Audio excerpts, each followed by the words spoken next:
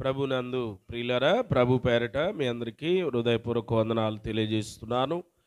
దేవుని యొక్క లేఖనాల నుండి కొద్ది నిమిషాలు దేవుని యొక్క వాక్యాన్ని మనము ధ్యానం చేసుకుందాం. మత్తయి సువార్త 5వ అధ్యాయము 1వ వచనం నుండి కొన్ని మాటలు తెలుసుకుందాం. ఆయన ఆ జనసమూహములను చూచి కొండ ఎక్కి కూర్చుండగా ఆయన శిష్యులు ఆయన యొద్దకు వచ్చిరి. అప్పుడు ఆయన నోరు తెరచి ఇలాగు బోధింపసాగెను.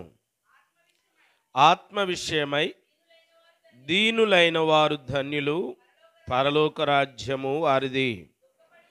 దుఃఖపడువారు ధన్యులు, వారు ఓదార్చబడుదురు. సాత్వికులు ధన్యులు, వారు భూలోకమును స్వతంత్రించుకొందురు. నీతి కొరకు ఆకలి దప్పులు గలవారు ధన్యులు, వారు తృప్తిపరచబడుదురు. కనికరము గలవారు ధన్యులు, వారు కనికరము పొందుదురు. హృదయ శుద్ధి గలవారు ధన్యులు, వారు దేవుని చూచెదరు. సమాధానపరచువారు ధన్యులు, వారు దేవుని కుమారులు అనబడుదురు. నీతి నిమిత్తము హింసింపబడువారు ధన్యులు, పరలోక రాజ్యము వారిది. చాలమ్మ. ప్రభునందు ప్రియులరా, దేవుని యొక్క లేఖనాలలో మత్తయి సువార్త 5వ అధ్యాయంలో కొండ మీద ప్రసంగం అని మనం పిలుస్తూ ఉంటాం. ఆయన ఆ జన సమూహములను చూచి కొండ ఎక్కి కూర్చుండగా ఆయన శిష్యులు ఆయన యొద్దకు వచ్చిరి. అప్పుడు ఆయన నోరు తెరిచి ఎలాగూ బోధింపసాగెను. ప్రభు అయినటువంటి యేసుక్రీస్తు వారు ఈ లోకములో జీవించినటువంటి కాలంలో అనేకమైన ప్రాంతాలకు ఆయన వెళుతూ ఉన్నప్పుడు జన సమూహము ఆయన యొక్క బోధలు వినడానికి, ఆయన చేసే గొప్ప కార్యాలు చూడడానికి, స్వస్థత పొందుకోవడానికి ఇలాగున అనేక మంది జనసమూహం ఆయన దగ్గరకు వస్తూ ఉండేవారు.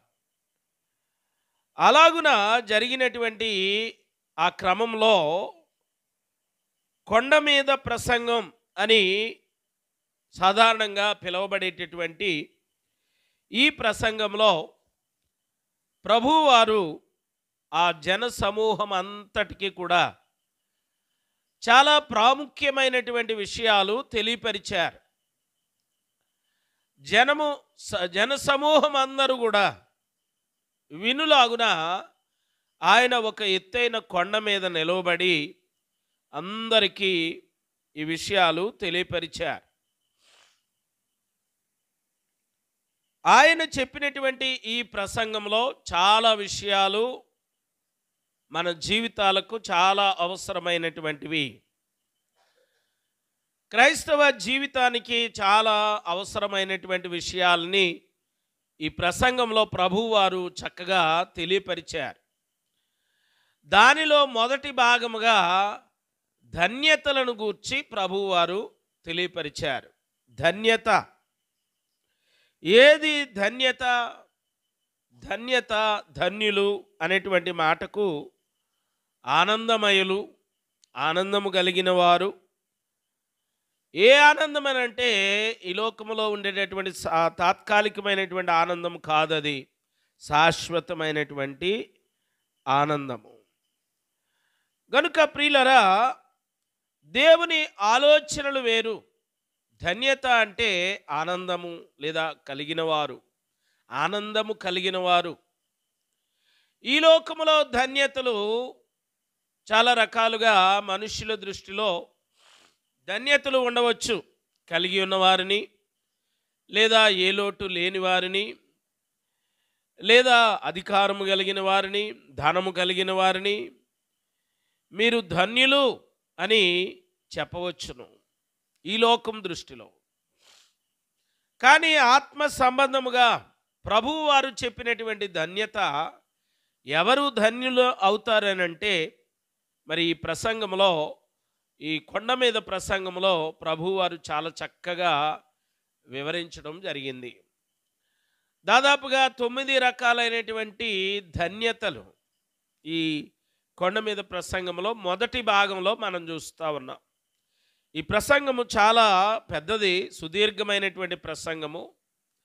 దానిలో మొట్టమొదటిగా ప్రభువు చెప్పినటువంటి విషయం ఏంటంటే, మీరు ధన్యులుగా ఉండాలంటే ఎలాగూ మీరు ధన్యులుగా ఉండగలుగుతారు, ఎలాగూ మీరు ప్రభువులో సంతోషించగలుగుతారు, ఎప్పుడు మీరు ధన్యులుగా పిలువబడతారు అనేటువంటి విషయాలను ప్రభువు ఇక్కడ తెలియపరిచారు. యెషయా గ్రంథము 55వ అధ్యాయము, యెషయా గ్రంథము 55వ అధ్యాయము 8, 9 వచనాలు చదువుకుందాం. నా తలంపులు మీ తలంపుల వంటివి కావు, మీ త్రోవలు నా త్రోవల వంటివి కావు, ఇదే యెహోవా వాక్కు. ఆకాశములు భూమికి పైన ఎంత ఎత్తుగా ఉన్నవో మీ మార్గముల కంటే నా మార్గములు, మీ తలంపుల కంటే నా తలంపులు అంత ఎత్తుగా ఉన్నవి. దేవునికి స్తోత్రం, హల్లెలూయా. చూడండి, ధన్యత అంటే మనము ఈ లోకంలో ఏదో కలిగి ఉండడానో, లోటు లేకుండా ఉండడానో, లేదా కొంతమంది కుటుంబాలను లేదా సంతానమును కలిగి ఉండడము, ఇవి ధన్యతలు అని అనుకుంటూ ఉంటారు.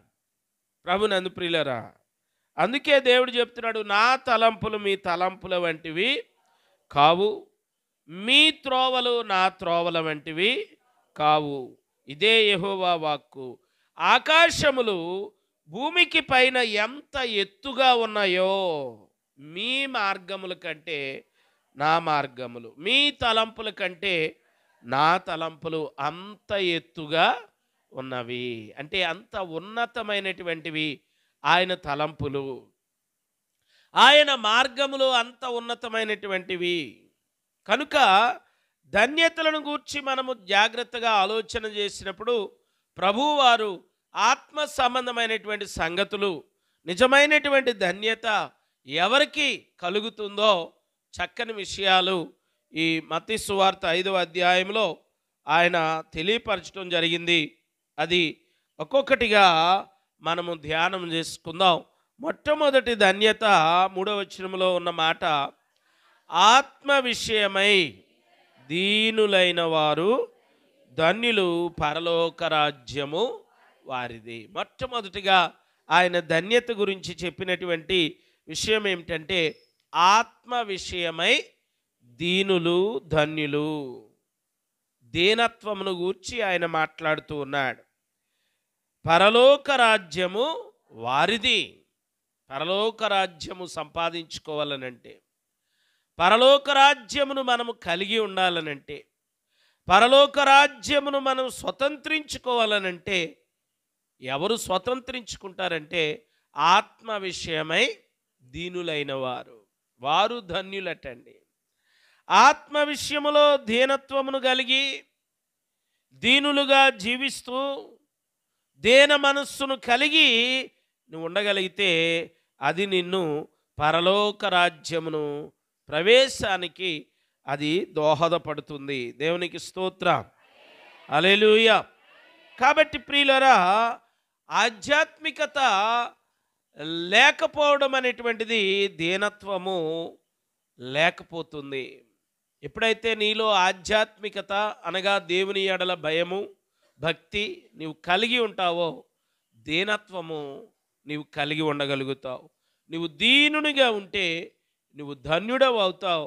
అంత మాత్రమే కాదు, పరలోక రాజ్యము అటువంటి వారిది, దీనత్వం కలిగిన వారిదే పరలోక రాజ్యమని దేవుని వాక్యం మనతో మాట్లాడుతున్నది.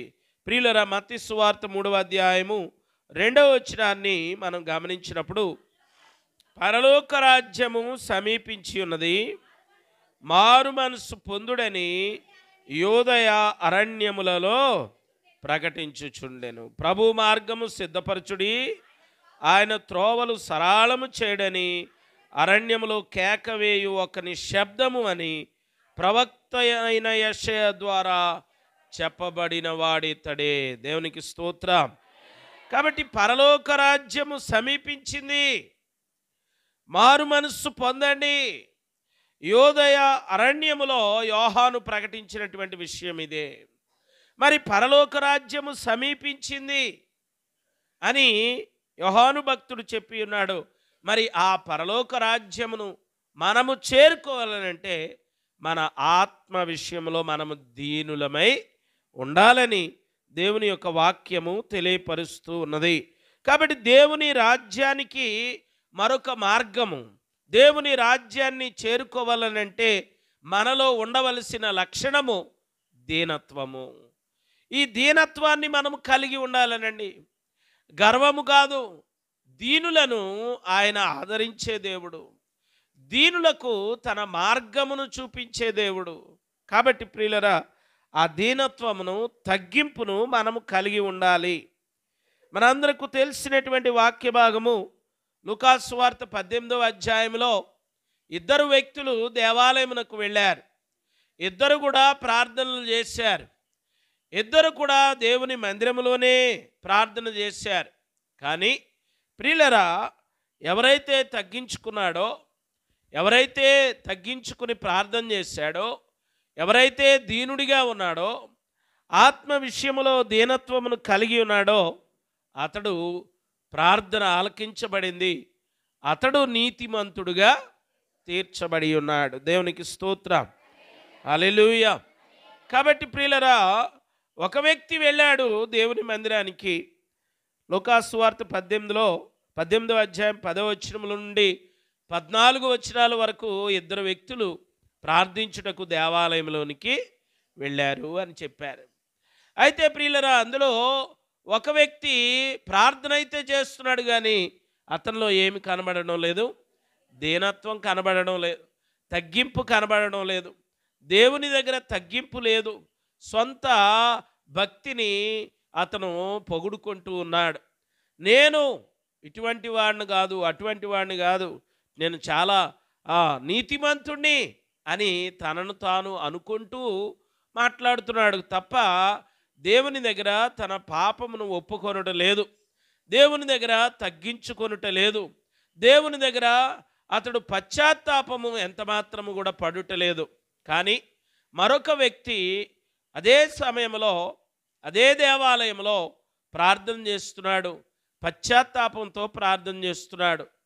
దేవా, నీ వైపు తల ఎత్తడానికి కూడా నేను సరిపోను అని తగ్గించుకుంటున్నాడు, రొమ్ము కొట్టుకుంటున్నాడు, దీనత్వాన్ని కలిగి ఉన్నాడు, దీనునిగా మాట్లాడుతున్నాడు. దేవా, పాపినైన నన్ను కరుణించుము అని చెప్పాడు తప్ప నేను అది చేశాను ఇది చేశానని ఇంతకు ముందు చెప్పిన వ్యక్తి వలె అతడు మాట్లాడలేదు.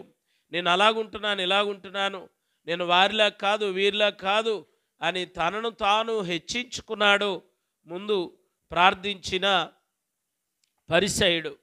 కానీ మరి దీనత్వంతో ప్రార్థించిన సుంకరి తనను తాను తగ్గించుకుని ప్రార్థన చేశాడు.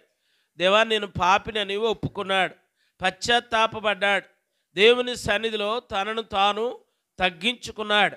ప్రియమైన దేవుని బిడ్డలారా, ఈ దీనత్వమే నిన్ను నన్ను పరలోకానికి చేర్చగలుగుతుంది.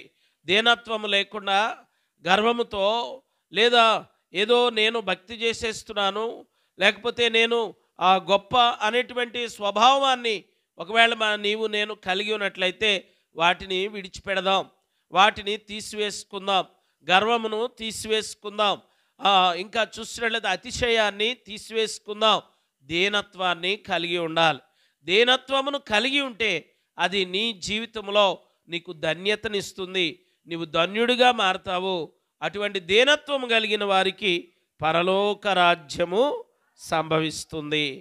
పరలోక రాజ్యం వారిదే అని దేవుని లేఖనాలు స్పష్టంగా చెప్తా ఉన్నాయి. కాబట్టి ఈ లోకములో ఎంతకాలము జీవించినను ఒకానొక దినమున మరణించవలసిన వారమే మనందరము కూడా. మరణము తరువాత దేవుని రాజ్యము చేరవలనంటే, దేవుని రాజ్యములో అర్హత కలిగి ఉండవలనంటే, దేవుని రాజ్యములో ప్రవేశానికి నీవు అర్హుడుగా అర్హురాలిగా నీవు ఉండాలంటే నీలో ఏముండాలి? దీనత్వం అనేటువంటిది కలిగి ఉండాలి. అబ్రహాము చాలా గొప్పవాడు, ధనవంతుడు, దేవుని చేత ఆశీర్వదించబడ్డాడు. అబ్రహాముకు ఉన్నటువంటి సంపద చాలా గొప్పది. కానీ దేవుని దగ్గర ప్రార్థించేటప్పుడు ఆదికాండము 18వ అధ్యాయము 27 వచనం చూడండి, 27 కానీ 29 కానీ. అందుకు అబ్రహాము, ఇదిగో ధూళియు బూడిదనైన నేను ప్రభువుతో మాటలాడ తెగించుచున్నాను. చాలండి. అబ్రహాము విశ్వాసులకు తండ్రి, గొప్ప విశ్వాసి, దేవుని పరీక్షలలో గెలిచినవాడు, విశ్వాస పరీక్షలలో గెలిచి నిలబడినవాడు, విశ్వాసులకు తండ్రిగా పిలువబడిన ఆయనే. అంత గొప్ప విశ్వాసం కలిగిన అబ్రహామే దేవుని దగ్గర ఎలా తగ్గించుకుంటున్నాడండి? దుమ్మును ధూళిని అని మాట్లాడుతూ ఉన్నాడు. అంటే దేవుని దగ్గరకు వెళ్ళేటప్పటికీ ఈ లోక సంబంధముగా మనకు ఎంతో గొప్ప విద్యార్హత కలిగి ఉండవచ్చు, గొప్ప స్థితిలో నీవు ఉండవచ్చు, లేకపోతే ఇంకా ఏవేవో హోదాలు నీకు ఉండవచ్చు, పదవులు నీకు ఉండవచ్చు. అబ్రహాము చాలా గొప్ప ధనవంతుడు, చాలా సంపద కలిగినవాడు, చాలా విశ్వాసము కలిగినవాడు. అబ్రహాము ఉన్నతమైనటువంటి వ్యక్తి. 3 జనములు అతని గర్భములో నుండి వచ్చినవి. 3 జనములకు కూడా తండ్రిగా పిలువబడుతున్నాడు, పితరుడుగా పిలువబడుతున్నాడు, గొప్ప వ్యక్తిగా పిలువబడుతున్నాడు, జనములకు తండ్రిగా కీర్తించబడుతున్నాడు. అటువంటి గొప్ప వ్యక్తి కూడా దేవుని దగ్గరికి వచ్చినప్పుడు, దేవుని సన్నిధిలోకి వచ్చినప్పుడు, దేవుని ఎదుట మోకరించినప్పుడు తనను తాను తగ్గించుకుని మాట్లాడుతున్నటువంటి మాటను ఒకసారి మనం గమనిస్తే, మరి అబ్రహామే అంతగా తగ్గించుకుంటే మరి నీవు, నేను, మనము దేవుని దగ్గర ఇంకెంత తగ్గించుకోవాలో ఆలోచన చేయండి ప్రియులారా. దేవుని యొక్క లేఖనములో రాయబడిన మాట, అబ్రహాము దేవుని దగ్గరికి వచ్చి అంటున్నాడు, నేను దుమ్మును ధూళి వంటి వాడను, నేను దుమ్ము వంటి వాడనయ్యా. అంటే చాలా తనను తాను తగ్గించుకుంటూ ప్రార్థన చేస్తున్నాడు.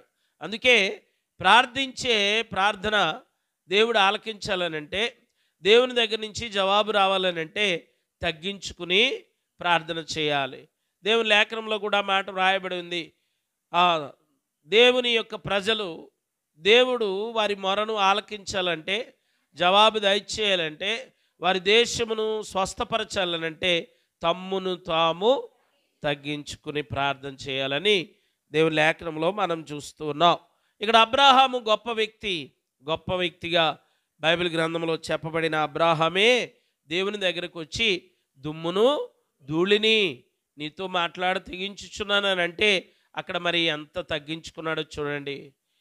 ఎందుకంటే ప్రియులరా, దేవుని దగ్గర ఒక మనవి చేయడానికి వచ్చాడు, దేవుని దగ్గర ఒక విషయాన్ని అడగడానికి లేదా మనవి చేసుకోవడానికి అబ్రహాము ముందుగా దేవుని దగ్గర తగ్గించుకుంటున్నాడు. ప్రియులరా, దీనత్వాన్ని చూపిస్తూ ఉన్నాడు, దేవుడి దగ్గర తగ్గించుకుని అతడు మాట్లాడుతూ ఉన్నాడు. దేవునికి స్తోత్రం, హల్లెలూయా. కాబట్టి ప్రియులరా, ఈ రీతిగా దేవుని లేఖనాలను మనం పరిశీలిస్తే అనేక మంది భక్తులు వారి వ్యక్తిగతంగా చాలా గొప్పవారైనప్పటికీ, వారి స్థితిని బట్టి గొప్పవారైనప్పటికీ, దేవుని దగ్గరికి వచ్చేటప్పటికీ చాలా తగ్గించుకున్నారు. ప్రియమైన దేవుని బిడ్డలారా, మనము ఏ స్థితిలో ఉన్నప్పటికీ దేవుని దగ్గర మనము తగ్గించుకోవాలి, దేవుని దగ్గర మనము దీనులుగా ఉండాలి, దేవుని సన్నిధిలో మనము తగ్గింపు స్వభావాన్ని మనము కలిగి ఉండాలి. ఒకవేళ నీకు ఏదైనా కలిగి ఉన్నా అది దేవుని ద్వారానే నేను పొందుకున్నాను అనే స్వభావాన్ని నీవు కలిగి ఉండాలి. ఒకవేళ నీకు ఒక హోదా రావచ్చు, ఒక పదవి రావచ్చు, ఒక స్థితిలో దేవుడు నిన్ను నిలవబెట్టవచ్చు, అది దేవుడు ఇచ్చింది గనుక దేవుని దగ్గర మనము దీనత్వాన్ని కలిగి ఉండాలి. నా తెలివితేటలను బట్టి, నా యొక్క ఆలోచనలను బట్టి అని ఎంతమాత్రం కూడా మనలో గర్వము రాకూడదు. ఎందుకంటే దేవుని వాక్యం చెబుతుంది, ఒకవేళ మనలో గర్వం వచ్చినట్లయితే గర్వము దేనికి నడిపిస్తుందట? నాశనమునకు నడిపిస్తుంది. కానీ అదే నీవు దీనత్వాన్ని కలిగి ఉంటే, దీనునిగా ఉంటే దేవుని ద్వారా నువ్వు ధన్యత పొందుకుంటావు, దేవుని ఆశీర్వాదాలు నువ్వు పొందుకోగలుగుతావు, నీ ప్రార్థనలు ఆలకించబడతాయి. మరి అక్కడ ఇద్దరు ప్రార్థన చేశారు, ఎవరైతే దీనత్వంతో ప్రార్థన చేశారో అతడే నీతిమంతునిగా తీర్చబడ్డాడు. అతని మొర ఆలకించబడింది. అతని దేవుని బిడ్డగా దేవుడు అతనిని స్వీకరించాడు. కానీ గర్వముతోనూ నేనేదో చేసేస్తున్నాను, దేవుని కొరకు నేను ఎంతో కృషి చేసేస్తున్నాను అనుకుంటున్నటువంటి వ్యక్తి అయితే అక్కడ ఇంకా అతని గురించి వ్రాయబడలేదు. అతడు నీతిమంతుడిగా తీర్చబడినట్లుగా వ్రాయబడలేదు. ప్రియులారా, అలాగే మనము మరి వారిద్దరిని చూస్తాం. తర్వాత గొప్ప వ్యక్తి అయినటువంటి అబ్రహాము కూడా దేవుని దగ్గర ఎంతగా తగ్గించుకున్నాడో మనం చూస్తూ ఉన్నాం. అలాగే మోషే ఇశ్రాయేలీయులకు గొప్ప నాయకుడు. నాయకుని గురించి చెప్పాలనంటే ప్రతి పాఠంలోనూ కూడా నాయకత్వ లక్షణాలు మోషేని గురించే చెప్పుకోవాల్సి వస్తుంది. 6 లక్షల కాల్బలాన్ని ఆ దినాల్లో ఇంత మరి ఉన్నటువంటి ఈ టెక్నాలజీ లేకపోతే ఇవన్నీ ఏమీ లేనటువంటి ఆ పరిస్థితుల్లో 6 లక్షల మందిని ఒకే తాటిపై నడిపించినటువంటి గొప్ప నాయకుడు మోషే. మోషే కూడా దేవుని దగ్గరకు వచ్చినప్పుడు చాలా తగ్గించుకునేవాడు. సంఖ్యాకాండము 12వ అధ్యాయము 3వ వచనాన్ని జ్ఞాపకం చేసుకుందాం. సంఖ్యాకాండము 12వ అధ్యాయము 3వ వచనం. యెహోవా ఆ మాట వినెను, మోషే భూమి మీద ఉన్న వారందరిలో మిక్కిలి సాత్వికుడు. యెహోవా మీరు ముగ్గురు ప్రత్యక్ష గుడారమునకు రండని హఠాత్తుగా మోషే అహరోను మిరియాములకు ఆజ్ఞ ఇచ్చెను. చాలండి. ఇక్కడ ప్రభునందు ప్రియులారా, దేవుని యొక్క లేఖనాల్లో ప్రభువు ఇచ్చినటువంటి సాక్ష్యం ఏంటో తెలుసా? మోషే గురించి.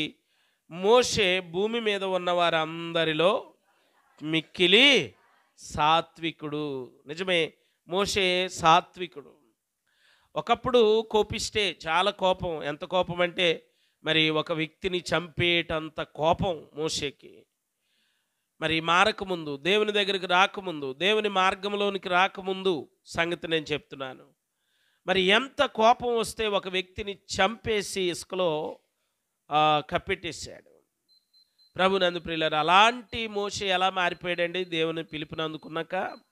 సాత్వికుడు. అంతకాదు, మిక్కిలి సాత్వికుడు. సాత్వికం అంటేనే చాలా గొప్పది. దానిలో కూడా మిక్కిలి సాత్వికుడు. మారిపోయాడు దేవుడు. దేవుని చేత మార్చబడ్డాడు. దేవునిలోనికి వచ్చిన తర్వాత మన జీవితాలు మారాలి, మన మాటలు మారాలి, మన ప్రవర్తన మారాలి. దేవుని మందిరానికి వెళితేనే ఉన్నావు, ఆ కోపం అలాగే ఉంటుంది. దేవుని మందిరానికి వెళితే ఉన్నావు, ఆ ద్వేషం అలాగే ఉంటుందంటే అది దేవునికి ఇష్టమైనటువంటిది కాదు. దేవునికి ఇష్టం ఏమిటంటే నీవు ఒకప్పుడు కోపంగా ఉండేవాడమేమో, నీ కోపం తగ్గాలి. నీలో ద్వేషం ఉన్నదేమో, ఆ ద్వేషం తీసివేసుకోవాలి. కాబట్టి మోషే ఒకప్పుడు కోపిస్తే కానీ దేవుని దగ్గరకు వచ్చాక, దేవుని దగ్గర మరి దేవుని యొక్క నాయకత్వంలోనికి వచ్చిన తర్వాత, దేవుని కృప పొందుకున్నాక, దేవుని పిలుపు పొందుకున్నాక అతడు భూమి మీద ఉన్నవారందరిలో మిక్కిలి సాత్వికుడు అని ప్రభువే స్వయంగా సాక్ష్యమిస్తూ ఉన్నాడు. మరి అటువంటి సాత్వికుడి మీద ఎవరు సణిగారట? మిరియాము అహరోనులు సణిగినట్లుగా మనం చూస్తూ ఉన్నాం. చూడండి, మోషే కూషు దేశపు స్త్రీని పెండ్లి చేసుకుని ఉండెను గనుక అతడు పెండ్లి చేసుకుని ఆ స్త్రీని బట్టి మిరియాము అహరోనులు అతనికి విరోధముగా మాట్లాడిరి. విరోధముగా మాట్లాడారట. సరే, విరోధముగా మాట్లాడడం, వారిని ప్రభువు పిలిచి వారిని గద్దించడం, ఇవన్నీ ఇక్కడ మనం చూస్తూ ఉన్నాం. ఆ గద్దించే క్రమంలోనే మరి వీళ్ళు ఏమనుకున్నారట? యెహోవా మోషే చేత మాత్రమే యెహోవా పలికించిన, ఆయన మా చేతను పలికింపలేదా అని చెప్పుకున్నారట. ఎవరెవరు? సొంత అన్నయ్య, అక్క. ఏమని? దేవుడు మోషేతోనే మాట్లాడతాడా, మాతో మాట్లాడ్డా? ఆయనతోనే మాట్లాడాలా అన్నట్టుగా మాట్లాడుకున్నారట. వెంటనే మీరు ముగ్గురు కూడా బయలుదేరి ప్రత్యక్ష గుడారానికి రండి అని వెంటనే వచ్చిందట. హఠాత్తుగా దేవుని దగ్గర నుంచి పిలిపి వచ్చిందట. ఆ వచ్చిన తర్వాత అప్పుడు దేవుడు మోషేని గురించి మీరు ఏమనుకుంటున్నారు, జాగ్రత్తగా మాట్లాడండి అని ఒక పెద్ద వార్నింగ్ ఇచ్చాడు. అక్కడ ఆ వార్నింగ్ ఇచ్చే క్రమంలో మోషే గురించి చెప్తున్నాడు. మోషే ఎలాంటి వాడు తెలుసా? భూమి మీద ఉన్న అందరిలోనూ మిక్కిలి సాత్వికుడు. ఇది దేవుని ద్వారా మోషే పొందుకున్నటువంటి గొప్ప సాక్ష్యము. సాత్వికము మన జీవితాల్లో కూడా చాలా అవసరం ప్రియులరా.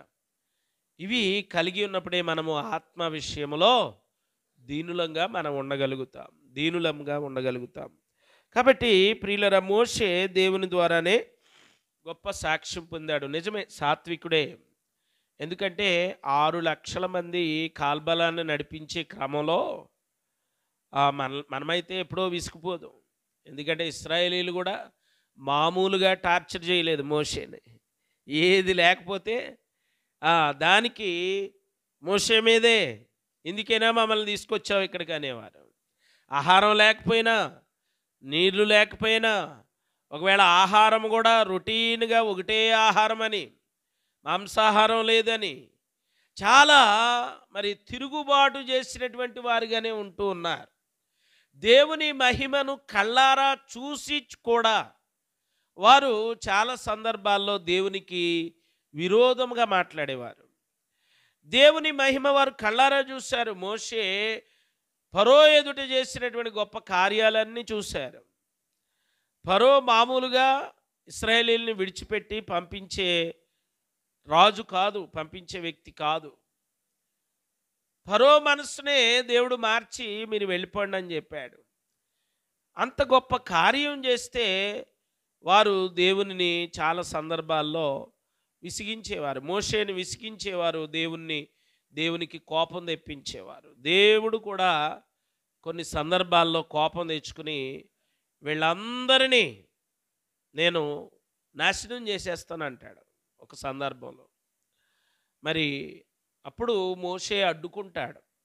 ప్రభువా, నువ్వు అలా చేసేస్తే అన్యజనులు ఏమని చెప్పుకుంటారు? వాళ్ళ దేవుడు ఇక్కడి నుంచి తీసుకెళ్ళి వాగ్దాన దేశంలో వారికి వాగ్దాన భూమిని ఇస్తాడనుకున్నారు, కానీ వాళ్ళ దేవుడు ఇక్కడి నుంచి తీసుకెళ్ళి అరణ్యంలో వారి అందరినీ నాశనం చేసేసాడు. వాళ్ళ దేవుడని అన్యులు చెప్పుకుంటారు. ప్రభువా, వారిని నాశనం చేయొద్దు, వారిని శిక్షించవద్దు అని ప్రజల పక్షంగా మోషే మాట్లాడుతూ ఉండేవాడు. అంటే దేవునికే విసుగొచ్చి మాట్లాడిన మాటలు ఉన్నాయి, కానీ మోషే అలాంటి పరిస్థితిలో కూడా విసుగుపోకుండా వారి కొరకు ప్రార్థన చేశాడు. అంతటి సాత్వికము మోషేలో ఉన్నది. మనము ఆలోచన చేసినప్పుడు కొన్ని సందర్భాల్లో మన కుటుంబంలో 3 లేకపోతే 4 పిల్లల్ని కలిగి ఉన్నటువంటి ఆ కుటుంబాన్ని ఒక క్రమంగా ఒక చక్కని విధానంలో నడిపించడానికే మనం సతమతం అయిపోతూ ఉంటాం. మరి అలాంటి పరిస్థితిలో 6 లక్షల మందిని నడిపించడం అని అంటే మరి మోషే ఎంత సాత్వికుడో, ఎంత గొప్ప లీడర్షిప్ క్వాలిటీస్ మోషేలో ఉన్నాయో మనం గమనించగలం. ఎందుకు అంతటి గొప్ప నాయకుడు అవగలిగాడంటే అతనికి ఉన్నటువంటి కోపాన్ని బట్టి కాదు, అతనికి ఉన్నటువంటి జ్ఞానాన్ని బట్టి కాదు. అతనిలో ఏముందట? మిక్కిలి సాత్వికము, అదే తగ్గింపు, అదే దీనత్వం. ప్రభునందు ప్రియులరా, అటువంటి దీనునిగా మోషే ఉన్నాడు. మోషే చాలా గొప్ప నాయకుడు, ఇశ్రాయేలీయులందరినీ నడిపించిన నాయకుడు. మరి అటువంటి మోషే కూడా దేవుని దగ్గర తగ్గించుకుని ప్రార్థన చేసేవాడు. అటువంటి దీనత్వాన్ని మోషేలో దేవుడు ఏర్పాటు చేసి ఉన్నాడు. అంత మాత్రమే కాదు, ఇంకా చాలామంది దేవుని యొక్క సన్నిధిలో తమను తాము తగ్గించుకున్న వారు ఉన్నారు. ఆత్మ విషయమై దీనులైన వారు ధన్యులు, పరలోక రాజ్యము వారిది అని లేఖనాలు మనతో మాట్లాడుతూ ఉన్నాయి. కాబట్టి ప్రియమైన దేవుని బిడ్డలారా, ఈ రీతిగా మనము ఆలోచన చేసినప్పుడు తప్పనిసరిగా మరి దేవుని యొక్క సన్నిధిలో మనము దీనులుగా మనం ఉండాలి. యోబు చాలా ఊజు దేశం అంతటిలో గొప్ప భక్తిపరుడు, ధనవంతుడు కూడాను. యోబు చాలా ధనవంతుడు. యోబు కూడా తనను తాను తగ్గించుకుని ఎలా ప్రార్థన చేస్తున్నాడు చూడండి. 40వ అధ్యాయము 4వ వచనం. యోబు గ్రంథము 40వ అధ్యాయము 4వ వచనం చూడండి. చిత్తగించుము, నేను నీచుడను, నేను నీకు ఏమని ప్రత్యుత్తరం ఇచ్చేదను? నా నోటి మీద నా చేతిని ఉంచుకొందును. దేవుని దగ్గరికి వచ్చాక మరి యోబు కూడా ఎలా మాట్లాడుతున్నాడు చూడండి. నేను నీచుడను అని తనను తాను తగ్గించుకుంటానని మనం చూస్తున్నాం. ఆ రీతిగానే సొలొమోను మహారాజు కూడా దేవుని మందిరంలోనికి వెళ్ళినప్పుడు తన రాజవస్త్రములు తీసివేసి, తన రాజవస్త్రములు పక్కన పెట్టి దేవుని సన్నిధిలో సాష్టాంగపడి, మోకరించడమే కాదు సాష్టాంగపడి నమస్కారం చేసినట్లుగా దేవుని వాక్యాల్లో మనం చూస్తూ ఉన్నాం.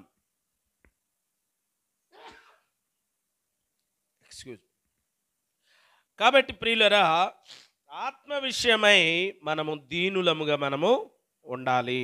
ఆత్మ విషయంలో దీనత్వమును మనం కలిగి ఉండాలి. దావీదు మహారాజు కూడా అనేక మారులు దేవుని యొక్క సన్నిధిలో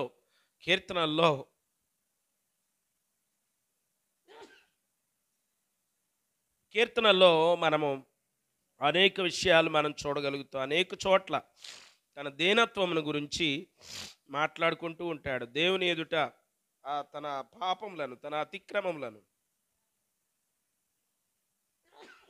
ఒప్పుకొని మరి వాటిని పరిష్కరించుకునే వ్యక్తిగా దావీదు మనకు కనబడుతూ ఉన్నాడు. 32వ అధ్యాయము 5వ వచనంలో, నా దోషమును కప్పుకొనక నీ ఎదుట నా పాపము ఒప్పుకొంటిని, యెహోవా సన్నిధిని నా అతిక్రమములు ఒప్పుకొందును అనుకొంటిని,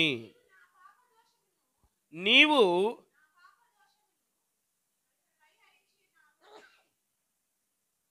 నా పాప దోషమును పరిహరించి ఉన్నావు.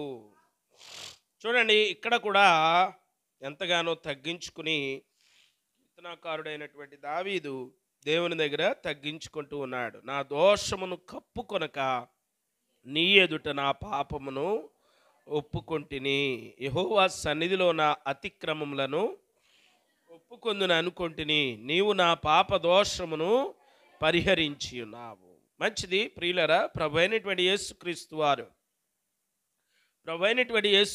వారు కొండ మీద ప్రసంగంలో మొట్టమొదటి మాట, ఆత్మ విషయమై దీనులైన వారు ధన్యులు, పరలోక రాజ్యము వారిది అనేటువంటి మాటను మనం ఇంతవరకు ధ్యానం చేసుకున్నాం.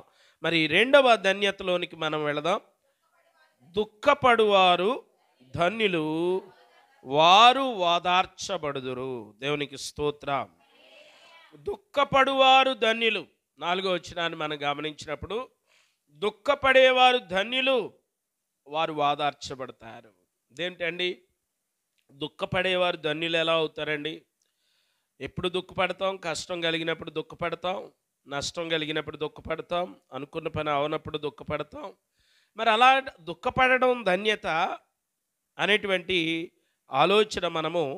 ఆలోచన చేయవచ్చు. అయితే దుఃఖమును దేవుడు ఓదార్చి ఆనంద తైలముగా మార్చగలడు. కాబట్టి ప్రియులరా, ఒకవేళ దుఃఖపడుతుంటే, ఒకవేళ కష్టములో ఉంటే, ఒకవేళ శ్రమలో ఉంటే, దేవుడు మన దుఃఖమును చూసి ఓదార్చి మనకు సంతోషాన్ని కలుగజేస్తాడు. దుఃఖించేవారు ధన్యులు, వారు ఓదార్పు పొందుదురు అని దేవుని వాక్యంలో రెండవ ధన్యతగా మనం చూస్తూ ఉన్నాం.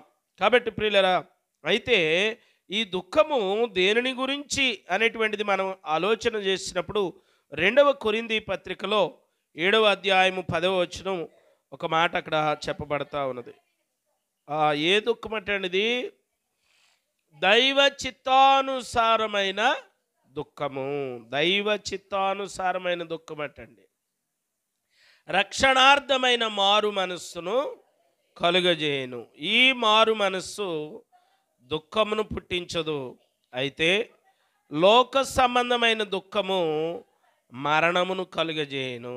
కాబట్టి దుఃఖము కూడా ఈ లోక సంబంధమైన దుఃఖము కాదండి. మనం కలిగి ఉండవలసింది దైవ చిత్తానుసారమైన దుఃఖము. దైవ చిత్తానుసారమైన దుఃఖము. ఈ లోకంలో చాలా సందర్భాల్లో మనం దుఃఖపడతాం. ఈ లోక సంబంధమైన దుఃఖం ఏం చేస్తుందట? మరణమును కలుగజేస్తుంది. దైవ చిత్తానుసారమైన దుఃఖమేమో రక్షణార్థమైన మారు మనస్సు ఒక వ్యక్తిలో కలుగజేస్తుంది. కాబట్టి మనము దుఃఖపడువారు ధన్యులు అంటే ఈ లోకంలో మామూలుగా ఏదో పోయిందనో, లేకపోతే ఏదో కలగలేదనో, అనుకున్నది జరగలేదనో, నష్టం కలిగిందనో, కష్టం కలిగిందనో దుఃఖపడతా ఉంటాం. ఆ దుఃఖము కాదండి. దైవ చిత్తానుసారమైన దైవ సంబంధమైన దుఃఖం. అది మనలను ఓదార్చి దేవుని రాజ్యమునకు వారసులుగా చేస్తుంది. దేవునికి స్తోత్రం. కాబట్టి ప్రియమైన దేవుని బిడ్డలారా, ఆధ్యాత్మికమైనటువంటి దుఃఖమును గూర్చి ఇక్కడ వ్రాయబడి ఉన్నది. ఇహలోక దుఃఖము కాదు. ఒకవేళ ఈ లోకములో మనము కోరుకున్నది, లేకపోతే మనము కావాలనుకున్నది మనకు దొరకనప్పుడు దుఃఖం కలుగుతుంది. ఆ దుఃఖమును గురించి కాదు. నష్టపోయినప్పుడు, ఆశాభంగము కలిగినప్పుడు దుఃఖము కలుగుతుంది. కానీ దాని గురించి కాదు. కానీ ఇక్కడ స్పష్టంగా చెప్తున్నాడు, దైవ చిత్తానుసారమైన దుఃఖం మనలో ఉండాలి. ఆ దైవ చిత్తానుసారమైన దుఃఖం మనల్ని ఏం చేస్తుందట? మారు మనస్సు వైపుకి నడిపిస్తుంది. కాబట్టి ఆ రీతిగా దుఃఖపడేవారు ధన్యులు అని దేవుని లేఖనము మన మాటలో చెప్పబడతా ఉన్నది. యాకోబు పత్రిక 4వ అధ్యాయం 8 నుండి 10 వచనాలు చదువుకుందాం. యాకోబు పత్రిక 4వ అధ్యాయము 8 నుండి 10 వచనాలు. దేవుని యొద్దకు రండి, అప్పుడు ఆయన మీ యొద్దకు వచ్చును. పాపులారా, మీ చేతులను శుభ్రము చేసుకొనుడి. ద్విమనస్కులారా, మీ హృదయములను పరిశుద్ధపరచుకొనుడి. వ్యాకులపడుడి, దుఃఖపడుడి, ఏడువుడి. మీ నవ్వు దుఃఖమునకును, మీ ఆనందము చింతకును మార్చుకొనుడి. ఇక్కడ చూసారా చెప్తున్న మాట? చూసారా? ప్రభు దృష్టికి మిమ్మును మీరు తగ్గించుకొనుడి, అప్పుడు ఆయన మిమ్మును హెచ్చించును. చూడండి, ఇక్కడ దుఃఖపడడం అనేటువంటిది ఇక్కడ ప్రభువు కూడా చెప్పాడు. దేని గురించి మనం దుఃఖపడాలి? ఈ లోకంలో అది లేదు ఇది లేదని దుఃఖపడడం కాదు. మత్తయి సువార్త 6వ అధ్యాయంలో ఆయన చెప్పాడు, మీరు దేనిని గూర్చి చింతపడవద్దని చెప్తాడు. కానీ ఇక్కడ దుఃఖపడండి అని చెప్తున్నాడు. మీ నవ్వు దుఃఖమునకును, మీ ఆనందము చింతకును మార్చుకొనుడి అని చెప్తా ఉన్నాడు. కారణం ఏమిటంటే దేవుని సన్నిధిలో దైవ చిత్తానుసారమైన దుఃఖాన్ని మనము కలిగి ఉండాలి. పాప క్షమాపణ కొరకు పశ్చాత్తాపపడాలి. ఇక్కడ చూడండి, చాలా స్పష్టంగా చెప్తున్నాడు, మీ చేతులు శుభ్రం చేసుకోండి, మీ హృదయములను పరిశుద్ధపరచుకోండి అని దేవుని యొక్క వాక్యం మనతో మాట్లాడుతూ ఉన్నది. కాబట్టి ప్రియులారా, అటువంటి వారికి దేవుడు ఏం చేస్తాడంటే ఓదార్పును దయచేస్తాడు. దేవునికి స్తోత్రం. హల్లెలూయా. అందుకే లాజరుకు దేవుడు ఓదార్పును దయచేశాడు. అక్కడ దేవుడే అంటాడు, ఇప్పుడైతే అతడు ఓదార్పు పొందాడు అంటాడు లాజరు గురించి.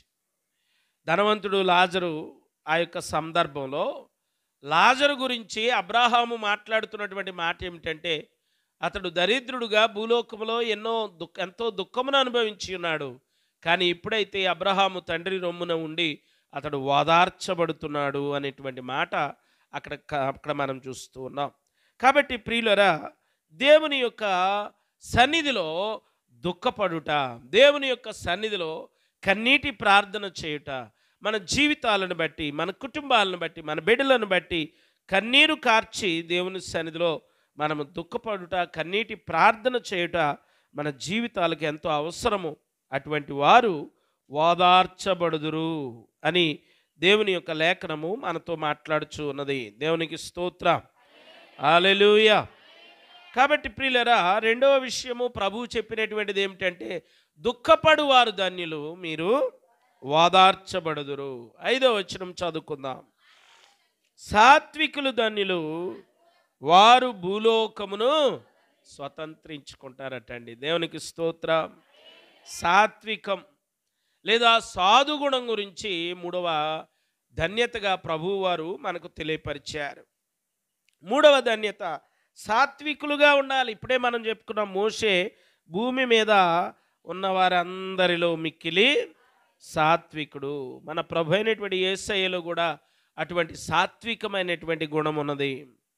ఆయన ఆ దేవాలయమును శుభ్రపరిచే సందర్భంలో తప్ప మరి ఎక్కడా కూడా కొంత కోపంగా కూడా ఎక్కడ మనకి ఆయన జీవితంలో మనకు కనబడదు.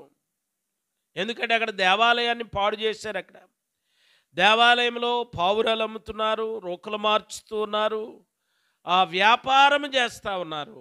ఆ సందర్భంలో కూడా వారిని వెళ్ళగొట్టడానికి అక్కడ కోపపడినట్లుగా మనం చూస్తూ ఉన్నాం. కానీ ఆయనలో మరొక చోట ఎక్కడా కూడా అటువంటి కోపం కనబడదు. ఆయన కూడా గొప్ప సాత్వికుడే, మోషే కూడా సాత్వికుడే. అలాగనే ప్రియమైన దేవుని బిడ్డలారా, అటువంటి సాత్వికమైనటువంటి గుణము, ఈ సాత్వికమైనటువంటిది ఆత్మ ఫలములలో కూడా ఒక ఫలముగా చెప్పబడింది. ఆత్మ ఫలములు ఉన్నాయి కదా, మనం ఫలించవలసినటువంటి ఆత్మ ఫలములలో సాత్వికము కూడా ఒకటి. అటువంటి సాత్వికమైనటువంటి గుణాన్ని మనము కలిగి ఉండాలి. సాత్వికము అట యోధుని యొక్క గుణమట. ఎఫెసీ పత్రిక 6వ అధ్యాయంలో చెప్పబడుతున్నటువంటి మాట. ఎఫెసీ పత్రిక 6వ అధ్యాయము 10వ వచనం నుండి మనం చదువుకుందాం. తుదకు ప్రభు యొక్క మహాశక్తిని బట్టి ఆయన యందు బలవంతులై ఉండండి, అపవాది తంత్రములను ఎదిరించడానికి శక్తిమంతులగునట్లు దేవుడిచ్చే సర్వాంగ కవచమును ధరించుకొనండి. ఏలయనగా మనము పోరాడునది శరీరులతో కాదు గాని ప్రధానులతోనూ అధికారులతోనూ ప్రస్తుత అంధకార సంబంధులకు లోకనాథులతోనూ దురాత్మల సమూహములతోనూ పోరాడుచున్నాము. అందుచేతను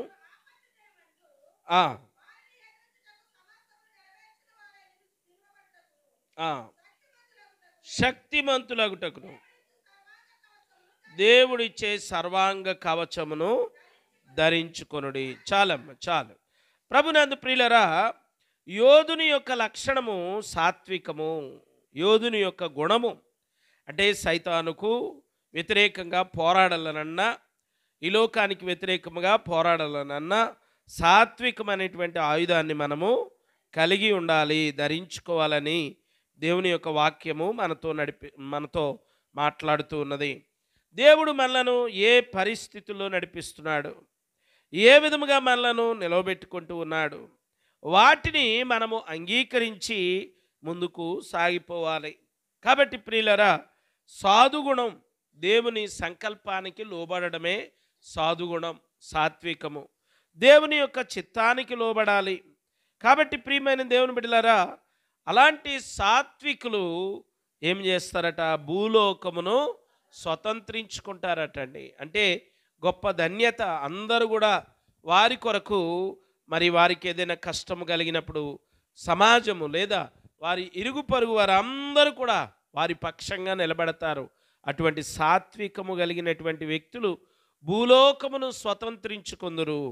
కాబట్టి ప్రియులరా, నలుగురిని సంపాదించుకుంటారు వాళ్ళు. సాత్వికముతో మాట్లాడేవారు, సాత్వికమైనటువంటి గుణము కలిగిన వారు మరి ఆ రీతిగా భూలోకమును స్వతంత్రించుకుంటారు అనేటువంటి మాటను ఇక్కడ మనం చూస్తూ ఉన్నాం. కాబట్టి ఆ రీతిగా సాత్వికమును మనము కలిగి ఉండాలి. కొండ మీద ప్రసంగంలో ప్రభువారు చెప్పినటువంటి ధన్యతలు చాలా గొప్పవిగా మనం చూస్తూ ఉన్నాం. మరి ఆ ధన్యతలను మనము కూడా కలిగి ఉండాలి. ఆ ధన్యతలను మనము కూడా నేర్చుకోవాలి. ఆయన ఎవరు ధన్యులు అని దాదాపుగా 9 రకాలైనటువంటి ధన్యతలను గూర్చి ఆయన మనకు బోధించి ఉన్నాడు.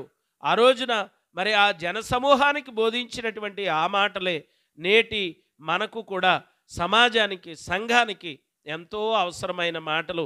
వాటిలో మనం 3 ఈరోజు జ్ఞాపకం చేసుకున్నాం. మొట్టమొదటిది ఏమిటమ్మా? ఆత్మ విషయమై దీనులైన వారు ధన్యులు, పరలోక రాజ్యము వారిది. రెండవ మాట, దుఃఖపడువారు ధన్యులు, వారు ఓదార్చబడతారు. ఒకవేళ ఈ ప్రస్తుత పరిస్థితిని బట్టో, కుటుంబంలో పరిస్థితిని బట్టో, ఒకవేళ నువ్వు దుఃఖపడుతున్నావేమో, నువ్వు ధన్యురాలు, నువ్వు ఓదార్చబడతావు. దుఃఖమునకు ప్రతిగా సంతోషాన్ని దేవుడు నీకు కలుగజేస్తాడు. దుఃఖమును తీసివేస్తాడు, నిన్ను ఆదరిస్తాడు, నిన్ను ధైర్యపరుస్తాడు. ఆయన మరి బూడిదకు ప్రతిగా పూదండను కలుగజేసే దేవుడు. మూడవ ధన్యత మనం జ్ఞాపకం చేసుకున్నాము. సాత్వికులు ధన్యులు, వారు భూలోకమును స్వతంత్రించుకొందురు. కొంతమంది నువ్వు సంపాదించుకోవాలంటే నీలో ఏముండాలి? సాత్వికత ఉండాలి. అటువంటి సాత్వికమును మనము కూడా కలిగి ఉండాలి. అటువంటి సాత్వికమైన మాటలు, సాత్వికమైన ప్రవర్తన మనం కలిగి ఉండాలి. భూమి మీద ఉన్న వారందరిలో మోషే మిక్కిలి సాత్వికుడుగా దేవుని ద్వారా సాక్ష్యాన్ని పొందుకోగలిగాడు. కాబట్టి ప్రియమైన దేవుని బిడ్డలారా, అట్టి రీతిగా మనము కూడా సాత్వికమును మనం కలిగి ఉన్నాం. దేవుడు చెప్పినటువంటి ధన్యతలలో మరి మూడింటిని మనం ధ్యానం చేసుకున్నాం. ఈ ధన్యత నేను కలిగి ఉండాలి, నేను ధన్యుడిని అవ్వాలి, ఈ సాత్వికమును నేను కలిగి ఉండాలి. మరి దేవుని విషయంలో పశ్చాత్తాపపడేవారముగా, దుఃఖపడేవారముగా మనం ఉండాలి. ఆ దుఃఖము ఎలాగ ఉండాలి అంటే దైవ చిత్తానుసారమైన దుఃఖమును కలిగి ఉండాలి. మొట్టమొదటిది ఆత్మ విషయంలో దీనులై ఉండాలి. కనుక ప్రియమైన దేవుని బిడ్డలారా, అట్టి రీతిగా మన జీవితాల్లో ప్రభు కొరకు సిద్ధపడదాం. ప్రభు కొరకు ఆ ధన్యతలు సంపాదించుకునే వారిగా మనం ప్రయాసపడదాం. అటువంటి కృపలను పరిశుద్ధాత్మ దేవుడు మనందరకు దయచేయునుగాక. ఆమేన్. ప్రార్థన చేసుకుందాం, కళ్ళు మూసుకుందాం. ప్రార్థన.